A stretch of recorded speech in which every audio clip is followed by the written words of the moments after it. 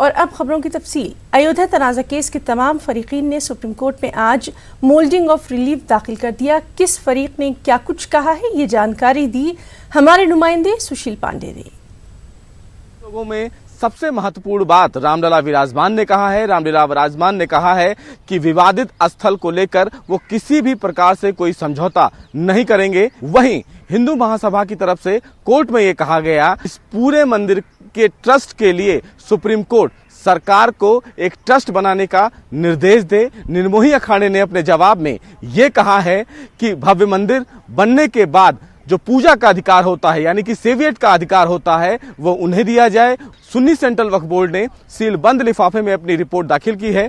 सूत्रों के मुताबिक उन्होंने अपने मोल्डिंग ऑफ रिलीफ पर यह कहा है कि 6 दिसंबर 1992 के पहले जैसे अयोध्या था, उनको वो अयोध्या उसी तरीके से चाहिए। कैमरामैन प्रहलाद के साथ Sushil Pande, News 18, Delhi. UP police ने 24 घंटे के अंदर ही कमलेश कत्ल केस को हल कर लेने का दावा किया। पुलिस का दावा है कि कत्ल के मुलजिमीन गिरफ्त में आ चुके हैं। यूपी पुलिस के मुताबिक गुजरात के रहने वाले रशीद कत्ल का मास्टरमाइंड है और मुलजिमीन का दहशतगर्दी से कोई कनेक्शन नहीं है।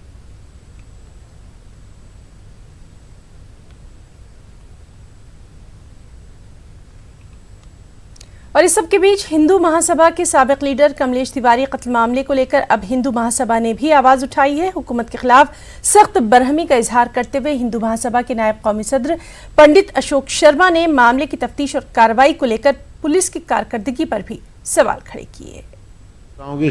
सीधा कमलेश तिवारी की हत्या की जिम्मेदार प्रदेश सरकार है और सरकार के विरुद्ध कार्रवाई होनी चाहिए। अब ये पकड़ना धकड़ना कि वो लिंक मिले हैं, ये सब बातें तो जो हैं पुलिस की परमानेंट चली आ रही हैं। बड़े बड़े नेताओं की भी हत्या होती है, सेम बयान जो अब है सिमिलर बयान उस समय होते हैं, तो इनसे कोई जो है भरपाई नहीं होने वाली।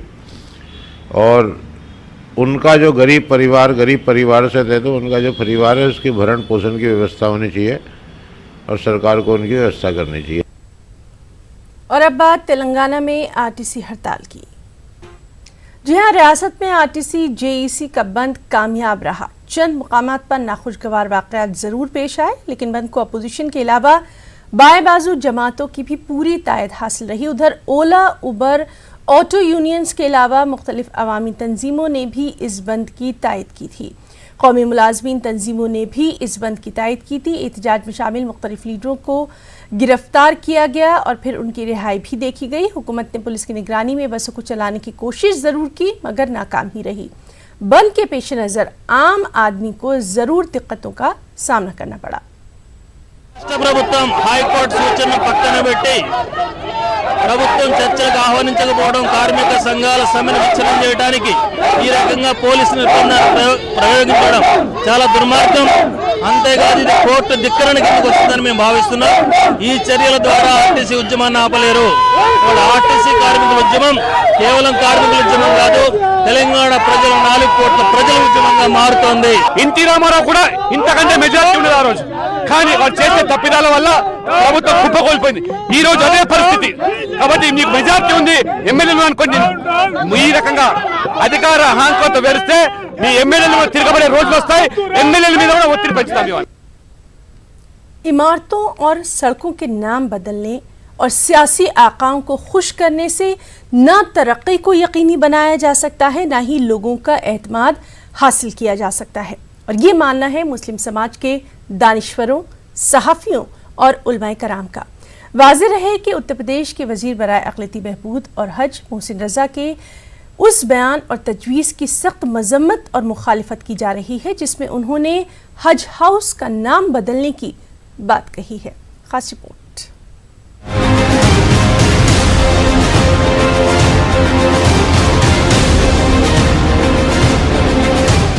बीजेपी में कुछ लोग ऐसे हैं जो कि हुकूमत की खुशनुदी हासिल करने और अपने सियासी आकाओं को खुश करने के लिए किसी भी हद तक जा सकते हैं। आमिर साबरी के मुताबिक वसीम रिजवी, मोहसिन रज़ा, बुक्कल नवाब, शफात हुसैन समेत कई नाम ऐसे हैं जिनका मकसद सिर्फ मुस्लिम तबके के खिलाफ बयान जारी करना है। सवाल ये है कि मौलाना अली मियां नदवी जैसी अबकरी और मोअज़्ज़ज़ शख्सियत के नाम से मंसूब हज हाउस का नाम बदलने की बात क्यों निकाली जा रही है? प्रेरणा देने के लिए कि कम से कम इनको एक प्रेरणा भी मिले, हज पर जब जाएं और ये हज हाउस में पहुंचें तो वहां पर जब बड़े नाम लिखे हों, जहाँ अभी जो नाम है मैं नहीं समझता कि वो नाम उतने बड़े नाम हैं कि जिन नामों को हम ला रहे हैं उनसे ऊपर हैं, क्योंकि वो खुद एक नाम प्रेरणा है लोगों के लिए, आने वाली जनरेशनों के लिए, कि जिसमें कि हमने कहा कि अगर ये लखनऊ के हज हाउस का नाम जो है हम प्रस्ताव कर रहे हैं कि डॉक्टर APJ कलाम साहब के नाम से, जो हमारे भारत रत्न भी रहे, मिसाइल मैन भी रहे और राष्ट्रपति भी रहे, वो एक प्रेरणा है हम सबके लिए, हमारे आदर्श हैं। एक ऐसे दौर में जब लोग रोजगार के लिए परेशान हैं, अमन सुकून की तलाश में हैं, तरक्की के ख्वाब देख रहे हैं, मोहसिन रजा की ये पेशरफ्त क्या पैगाम दे रही है? कोई कहता है ये उनकी चापलूसी और खुशामद पसंदी का ही हिस्सा है, और किसी के मुताबिक कम इल्मी है। काम वाम है नहीं, ये कुछ तरक्की करना नहीं चाहते, नाम बदलने से तरक्की नहीं होती। आप देखिए अभी जब से योगी की सरकार आई है, कई जिलों के नाम बदले गए, तो नाम बदलने से क्या तरक्कियात हो जाती हैं? अरे अगर आपको कुछ करना है तो नई तामीरात करिए। आप अली मियाँ के नाम से मान लिया अगर हज हाउस था, आप उसको नाम बदलना चाहते हैं तो दूसरा एक हज हाउस उससे बड़ा बना दीजिए। इनकी बहुत बुरी दुर्गति होने वाली है। कौम इनको कतई पसंद नहीं करती है, पसंद तो इनको सरकार के लोग भी नहीं करते हैं, इनकी मजबूरी है बोलना, और यही वजह जनाब शनाब अनर्गल बयान देते रहते हैं। तो इस तरीके का बयान मुझे लगता है कि कम इल्मी की बुनियाद पर दिया गया है। उनका एक एजेंडा है और जाहिर है कि जिस पार्टी में भी वो हैं, उस पार्टी के लोगों को खुश करने के लिए और अपने ज़िम्मेदारों को खुश करने के लिए वो इस तरीके की बातें मुस्लिम मुखालिफत में करते हैं। अब अगर APJ अब्दुल कलाम साहब की जितनी भी काबिलियत है, कंट्रीब्यूशन रहा है, वो मिसाइल के फील्ड में और साइंटिफिक फील्ड में रहा है, तो बेहतर ये होता कि किसी भी साइंटिफिक इंस्टीट्यूट को उनके नाम से मंसूब किया जाता या उनके नाम पर कोई साइंटिफिक सेंटर बनाया जाता तो ज़्यादा बेहतर है, और मौलाना अली मियाँ के नाम से जो हज हाउस है वही रहने दिया जाए। वजीरों को चाहिए कि वो नए मंसूबे बनाएं, लोगों की तरक्की, तालीम और तहफ़्फ़ुज़ का बंदोबस्त करें। दानिश फरूख के मुताबिक इस अंदाज की हिकमत अमली न समाज के लिए बेहतर है और न ही खुद हुकूमत के लिए। न्यूज़ 18 उर्दू के लिए लखनऊ से तारिक कमर की रिपोर्ट। जब भी किसी इम्तिहान का रिजल्ट आता है, उसमें आमतौर पर लड़कियां ही लड़कों के मुकाबले ज़्यादा कामयाब देखी जा रही हैं, लेकिन मजमूई एतबार से जब भी मुसलमानों की आधी आबादी की बात की जाती है तो तस्वीरें बेहद मायूस कुन नज़ारा ही पेश करती हैं। अगर बिहार की बात करें तो बिहार में मुस्लिम ख़वातीन 50% तालीमी शरह के मेयार को भी पार नहीं कर सकी हैं, जबकि दावे काफ़ी किए जाते रहे हैं। खुसूसी रिपोर्ट।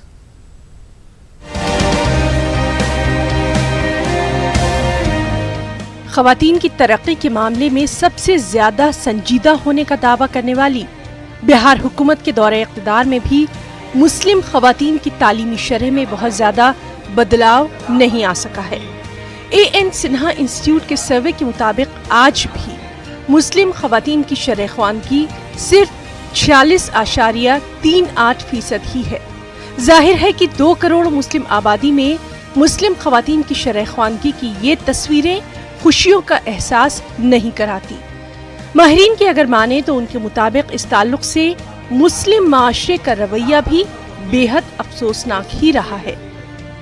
वर्क कर रही हैं, गरीब ख़ानदान से हैं, उनको एक लफ्ज़ पढ़ना नहीं आता है, ना हिंदी आती है, ना उर्दू आती है, और ना ही किसी किस्म की अवेयरनेस उनके अंदर है।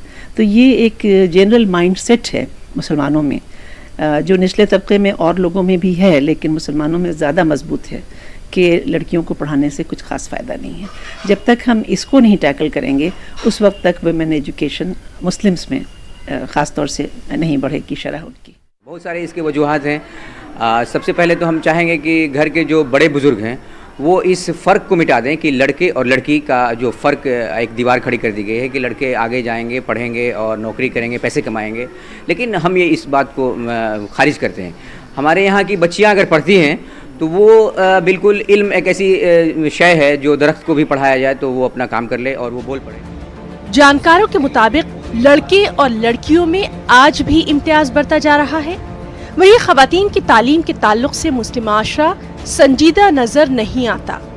तकरीरों में, किताबों में और बहसों मुबाहिसों में जरूर ख़वातीन की तालीम पर जोर खूब दिया जाता है, लेकिन अमली एतबार से लड़कियों की तालीम मुस्लिम माशरे का तरजीही मुद्दा अभी तक बन नहीं पाया है। जैसे माँ बाप सपोर्ट करते हैं वैसे सर शादी के बाद हस्बैंड्स को भी सर सपोर्ट करना चाहिए, क्योंकि पढ़ाई से सर मुआशरे सर आगे बढ़ते, जाहिलियत नहीं रहती है दुनिया में। अगर एक लड़की पढ़ती है तो देश का भी नाम रोशन करती है, अपने घर का भी नाम रोशन करती है, और जहाँ जाती है पूरे घर को पढ़ाती है। तो मेरा मानना है कि सभी लड़कियों को पढ़ने के लिए पूरा छूट दिया जाए। बिहार के आला तालीमी इदारों में महज 6% मुस्लिम लड़कियां ही दाखिला ले पाती हैं। इनमें से भी आधी लड़कियां तालीम मुकम्मल भी नहीं कर पाती। 2014 में अमिताभ गुड्डू कमेटी रिपोर्ट में बताया गया था कि मुस्लिम तलबा व तालिबात में ड्रॉप आउट सबसे ज्यादा होता है। ड्रॉप आउट का मसला स्कूलों से ही शुरू हो जाता है। जहां मुसलमानों की आबादी ज्यादा है, वहां लड़कियों के ड्रॉप आउट का मसला भी ज्यादा है। ज़्यादा स्कूल उन एरियाज़ में खोले जाएं जहाँ के मुस्लिम कंसंट्रेशन है, और ख़ास से लड़कियों के लिए स्कूल खोला जाए। तो लड़कियों के जो स्कूल खोला जाएगा गांव में, तो उसमें लड़कियां बड़ी आसानी से जाती हैं, ज़्यादा उम्र की लड़कियां भी जा सकती हैं। हुकूमत काम करती है, हुकूमत के काम करने का अपना तरीक़ा है, लेकिन सच्चाई यह है कि हुकूमत की वह स्कीमें जो मुसलमानों के लिए या मुस्लिम ख़वातीन के लिए हैं वो दिखाई नहीं देती। बिहार हुकूमत भले ही तमाम जिलों में तालीमी सूरत-ए-हाल को बदलने का दावा करती रही हो, लेकिन मुसलमानों के इलाकों में स्कूलों की कमी, हुकूमत के मंसूबे का निफाज ना हो पाना और तालीम के ताल्लुक से मुस्लिम माशरे की बेहिसी के सबब ही लड़कियों की तालीम का ख्वाब पूरा नहीं हो पा रहा है। न्यूज़ 18 उर्दू के लिए पटना से महफूज आलम की रिपोर्ट। इराक के शहर करबला में अरबैन के मौके पर दुनिया भर से आए हुए ज़ायरीन नजफ अशरफ से पैदल चलते हुए करबला पहुंचते हैं, जहां सन 61 हिजरी में 10 मुहर्रमुल हराम को इमाम आली मुकाम ने इस्लाम की बुनियाद को बचाए रखने के लिए अपने जानिसारों के साथ अजीम कुर्बानी पेश की थी। दुनिया भर से आज भी करोड़ों ज़ायरीन अरबैन के मौके पर करबला में इमाम हुसैन अलैहिस्सलाम को खिराज अकीदत पेश करने के लिए आते हैं। हम आपको दिखाते हैं इराक के करबला से हमारे नुमाइंदे अली शरर की ये बेहद खास रिपोर्ट। मौजूद हैं इराक के शहर नजफ में। ये वो नजफ शहर है जहां मौला अली का रोज़ा है। यहाँ पर हर साल अरबाइन करने जो दुनिया भर से लोग आते हैं, ज़ायरीन आते हैं, वो पहले मौला अली के रोज़े को मस करते हैं, वहाँ से दुआ मांगकर इमाम हुसैन अलैहिस्सलाम के रोज़े के लिए रवाना होते हैं, करबला के लिए रवाना होते हैं। 110 किलोमीटर पैदल चलकर ये ज़ायरीन करबला पहुंचते हैं। मैं कहूँगा अपने कैमरामैन से वो तस्वीरों में दिखाएं। बड़ी तादाद में जाने का सिलसिला जारी है। यहाँ ख्वातीन छोटे छोटे बच्चों को लेकर और बुज़ुर्ग यहाँ से रवाना हो चुके हैं। नजफ से ये करबला पहुँचेंगे। करीब 3 से 4 दिन ये पैदल चलकर करबला पहुँचेंगे। वहाँ पर हुए जुल्म सितम को याद करके गिरिया करेंगे। इमाम हुसैन अलैहिस्सलाम ने अपने 71 जाबाज साथियों के साथ उसी सरजमीन करबला पर कुर्बानी पेश की थी, जहाँ के लिए ये काफिला रवाना हो चुका है। करोड़ों की तादाद में ये लोग हैं जो कि अरबईन करने के लिए करबला पहुंच रहे हैं। इराक का शहर करबला, ये वही करबला है जहां इमाम हुसैन ने 61 हिजरी में इस्लाम की बुनियाद बचाने के लिए हक की लड़ाई लड़ी थी। वो हक की लड़ाई जिसमें इमाम हुसैन शहीद हो गए, और तब से लेकर आज तक करबला में दुनिया भर से करोड़ों अकीदतमंद आते हैं। हिंदुस्तान से भी बड़ी तादाद में शिया, सुन्नी और गैर मुस्लिम यहाँ पहुंचकर शुहदाए करबला को खिराज अकीदत पेश करते हैं। यहाँ दुनिया के अलग अलग ममालिक से पहुंचे करोड़ों लोग करबला के शहीदों को पुरसा देते हैं। आप न्यूज़ 18 उर्दू के जरिए ये जो तस्वीरें देख रहे हैं, इन तस्वीरों से ये अंदाज़ा बखूबी लगाया जा सकता है कि इश्क़ हुसैन में कितनी बड़ी तादाद में क्या बच्चे, क्या ख़वातीन और क्या बुजुर्ग सभी नजफ से मौला अली के रोज़े की ज़ियारत के बाद करबला तक का सफ़र पैदल किस तरह तय करते हैं। नजफ से करबला का फासला 110 किलोमीटर है। नजफ अशरफ से करबला का सफ़र तय करते हुए हम आप पहुँचे हैं सरजमीन करबला। इराक की सरजमीन करबला ये वो सरजमीन करबला है जहाँ इमाम हुसैन अलैहिस्सलाम ने अपने 71 जाबाज साथियों के साथ इसी सरजमीन करबला पर कुर्बानी पेश की थी। दुनिया में इंसानियत और नमाज कायम रहे। हमारे साथ इस वक्त बात करने के लिए यहाँ मौजूद हैं मौलाना जावेद नजफी साहब, जो कि एक लंबे अरसे से यहाँ पर ही रह रहे हैं, हिंदुस्तान के रहने वाले हैं। उनसे बात करके जानेंगे किस तरह का जज्बा रहता है जो अरबईन के मौके पर दुनिया भर से लोग यहाँ आते हैं।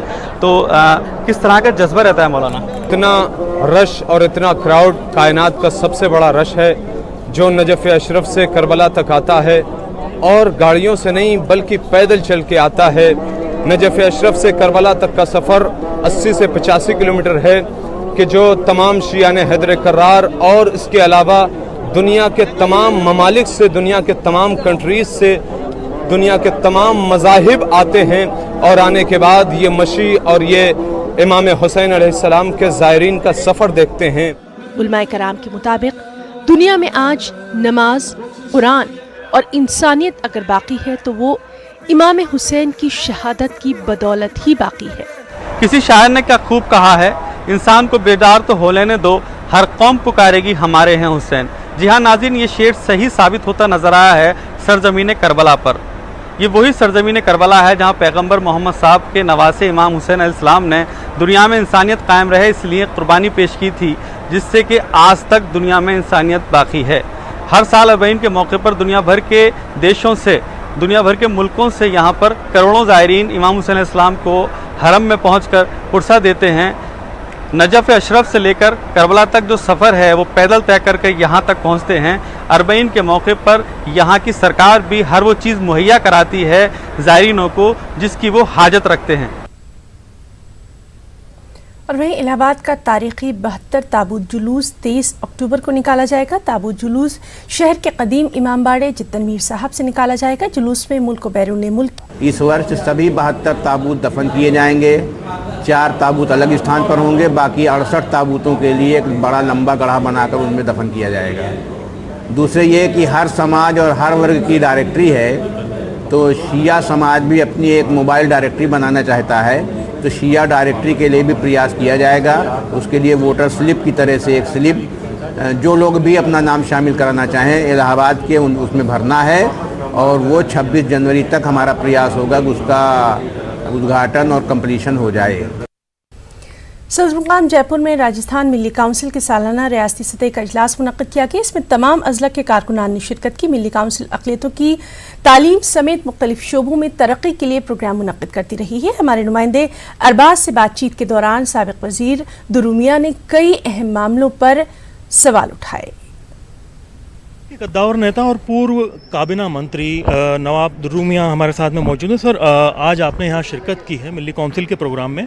जो अक़लियत के बुनियादी मुद्दे हैं उनको लेकर के आपने काफ़ी फ़िक्र ज़ाहिर की, और जो मौजूदा सियासत चल रही है उस पर भी कई सवालिया निशान लगाए हैं, और ख़ास तौर पर आपने ख़ुद कांग्रेस को भी कई मसलों में आड़े हाथों लिया है। देखिए, कांग्रेस एक जिंदा पार्टी है, और जैसे जैसे वक्त गुज़रता है वैसे वैसे पार्टी को अपनी पॉलिसीज़ जो हैं वो बनानी चाहिए। मगर जो कोर हमारी आइडियोलॉजी है, जिसके बुनियाद हमारी सेकुलरिज्म है, हमारा सोशलिज़म है, हम उससे ना तो हम अब कभी हटे हैं, और मुझे पूरी उम्मीद है ना कभी हम हटेंगे। एजुकेशन की बुनियाद आपने शुरू की थी, जो मदरसों के ज़रिए एक दौर था वो शुरू हुआ, 4000 तक मदरसे पहुँचे। अब मदरसों के ऊपर सवालिया निशान उठाए जाते हैं, NRC की बात की जाए। ये मदरसों पर तो देखिए शुरू से सवाल उठाए गए, तो ये तो खैर एक टारगेट बनाने की बात है, तो ये तो हमें ऑनगोइंग हमें एक स्ट्रगल करना पड़ेगा, इससे हमें टक्कर लेनी पड़ेगी, और हम लेंगे इंशाल्लाह आगे वक्त पे। मगर अब ये जो NRC का जो मुद्दा है, जो बर्निंग प्रॉब्लम आ रहा है, आज अगर आप किसी से पूछें कि 50 साल पुराना कोई सर्टिफिकेट लिया है, 60 साल पुराना सर्टिफिकेट लिया है, ये इम्प्रैक्टिकल चीज़ है। और ये दूसरी तरफ ये कहा जा रहा है कि नहीं साहब हम और कम्युनिटीज़ को हम बिल्कुल नहीं जाने देंगे। तो ये इससे ज़ाहिर होता है कि इस NRC का इंटेंशन क्या है। और मुझे पूरी उम्मीद है कि जहाँ कांग्रेस की सरकार नहीं है, चाहे वो राजस्थान हो और चाहे बंगाल हो, वहाँ ये NRC को लागू नहीं करें, और इस पे जो भी हमें लीगल असिस्टेंस देनी चाहिए यहाँ के लोगों को, सिटीजन्स को। मैं ये नहीं कहता कि यहाँ अगर कोई बाहर से आया हुआ मुल्क में है जिसका कि हमें थोड़ा भी शुबा है, उसको हम यहाँ, मगर हमें सबके लिए ये अगर हम किसी एक कम्युनिटी के लिए टारगेट कर रहे हैं और दूसरों को छोड़ रहे हैं, ये मैं गलत समझता हूँ। तो जो माइनॉरिटी की स्कीम्स हैं उनको लेकर के आपने क्रिटिसाइज़ किया कि ये चीज़ें तमाम मुद्दे इवन कांग्रेस को भी तभी याद आते हैं जब चुनाव होते हैं, उसके बाद भूल जाते हैं। नहीं, ये मैंने कतई नहीं कहा। और मैं ये कहना चाहता हूँ कि जहाँ तक माइनॉरिटीज़ की स्कीमें थीं, तो ये डॉक्टर मनमोहन सिंह जी जब प्रधानमंत्री थे तो पहली दफ़ा उन्होंने एक माइनॉरिटीज़ के ख़ास तौर पे अलग से फंड दिया था, जिसका कि बेनिफिट राजस्थान में भी पहुंचा और लाखों की तादाद में यहाँ के बच्चों को scholarship pre matric post matric मिली है। बहुत शुक्रिया आपका। बहुत कद्दावर नेता हैं, तमाम समाजों के, केवल माइनॉरिटी की नुमाइंदगी नहीं करते हैं और इनकी जो बात है बहुत मायने रखती है राजस्थान की सियासत में। कांग्रेस को लेकर के हो, चाहे जो मौजूदा सियासत हिंदुस्तान में चल रही है उसे लेकर के हो। कैमरा पर्सन यासीन के साथ में अरबाज अहमद, न्यूज़ 18 के लिए जयपुर से। फिजा में फैली आलूदगी महज दिल्ली ही नहीं बल्कि अतराफ के इलाकों को भी मुतासिर कर रही है। एयर क्वालिटी मॉनिटरिंग सिस्टम के मुताबिक 2 रोज कबल दर्ज किए गए आंकड़ों में कानपुर के बाद मेरठ उत्तर प्रदेश का दूसरे सबसे ज्यादा आलूदगी वाला शहर बन रहा है। हवा में घुल रहा ये जहर लोगों की सेहत के लिए सबसे ज्यादा नुकसानदेह साबित हो रहा है। इस वजह से सांस के मरीजों यानी दमा के मरीजों की तादाद में भी लगातार इजाफा देखा जा रहा है।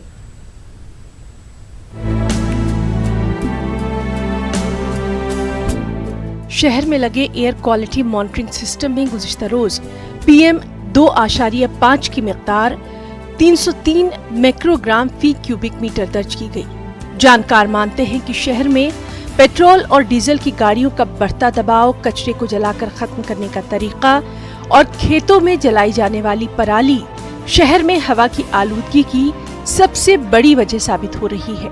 यहाँ तो डीजल और पेट्रोल है, डीजल पेट्रोल से निकलने वाला धुआं भी वही, जैसे जो हाल पराली के धुएं से हो रहा है या आग कूड़े के धुएं से, वही पॉल्यूशन। कार्बन डाइऑक्साइड तो सभी से निकल रही है और कार्बन डाइऑक्साइड ही नुकसानदेह है। जो 2 दिन पहले तक जो ये हाल हुआ था, एकदम जो पॉल्यूशन लेवल बढ़ा था, पराली की वजह से ही बढ़ा था, बल्कि यहाँ तक नहीं, आगरा तक इसका असर गया है, बहुत दूर तक इसका असर जाता है। सारा पंजाब में पराली जलाई जाती है और उसका असर बहुत अच्छा खासा इम्पैक्ट पड़ता है हम लोगों की तरफ से। पॉलीथीन का बढ़ना, पॉपुलेशन का बढ़ना, ट्रांसपोर्टेशन का बढ़ना और सबसे ज़्यादा जो इम्पॉर्टेंट बात है वो एजुकेशन का ना होना, ये चीज़ पॉल्यूशन को बढ़ाने में बहुत ज़्यादा रोल प्ले कर रही है। लोग प्रॉपरली एजुकेट नहीं हैं इस विषय को लेके कि ये कितनी बड़ी गंभीर समस्या है।